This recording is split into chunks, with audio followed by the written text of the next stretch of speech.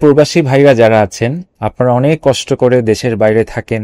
আমি কতগুলো পয়েন্ট বলবো যার মাধ্যমে আপনি আপনার মানসিক স্বাস্থ্য ভালো রাখতে পারেন।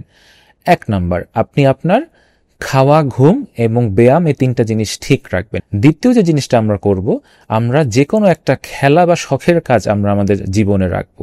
৩ নাম্বার, যারা পরিবার রেখে এসেছেন তারা অবশ্যই পরিবারের সাথে যোগাযোগ রাখবেন, স্ত্রীর সাথে যোগাযোগ রাখবেন, প্রতিদিন একবার হলেও তার সাথে ভিডিও কলে কথা বলবেন এবং আপনার সন্তানের সাথে যোগাযোগ রাখবেন। ৪ নাম্বার, আপনি আপনার ধর্মীয় অনুশাসন মেনে চলার চেষ্টা করবেন।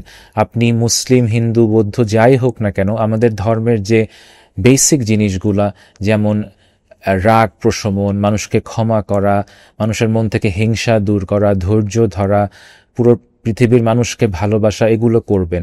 অথবা নামাজ পড়া এক ধরনের মেডিটেশন, আল্লাহর সাথে কানেকশন তৈরি হয়, তখন মনে হয় যে না, আমি একটা ভালো কাজ করছি।